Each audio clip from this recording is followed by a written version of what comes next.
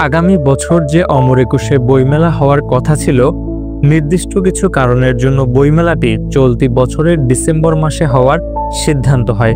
কিন্তু হঠাৎ করেই এই সিদ্ধান্ত স্থগিত করে দেয়া হয়। কেন স্থগিত করা হয়েছে সেই বিষয় নিয়ে কথা বলছি। আগামী ডিসেম্বর মাসে বাংলা একাডেমির আয়োজনে অমর একুশে বইমেলা অনুষ্ঠিত হচ্ছে না। রোববার বাংলা একাডেমির মহাপরিচালকের স্বাক্ষরিত এক বিজ্ঞপ্তিতে বিষয়টি জানানো হয়েছে।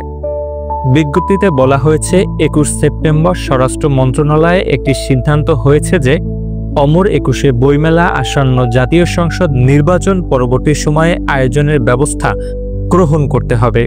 এই প্রেক্ষাপটে বাংলাদেশ পুস্তক প্রকাশক ও বিক্রেতা সমিতি ও সংশ্লিষ্ট অন্যদের মতামতের ভিত্তিতে বইমেলার যে তারিখ ঘোষণা করা হয়েছিল তা স্থগিত করা হলো। এর আগে 2026 সালের অমর একুশে বইমেলা চলতি বছরের 17 ডিসেম্বর শুরু হয়ে 2026 সালের 17 জানুয়ারি পর্যন্ত আয়োজনের সময় ঘোষণা করা হয়েছিল। রবিবার সন্ধ্যায় বাংলা একাডেমির মহাপরিচালক অধ্যাপক মোহাম্মদ আজম বলেন, বাংলাদেশ পুস্তক প্রকাশক ও বিক্রেতা সমিতি সহ সংশ্লিষ্ট সবার সঙ্গে আলোচনা করেই ডিসেম্বরে বইমেলা করার সিদ্ধান্ত নেওয়া হয়েছিল।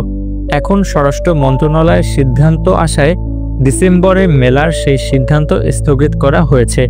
সংশ্লিষ্ট সব পক্ষের সঙ্গে আলোচনা করে পরে মেলার সময় নির্ধারণ করা হবে।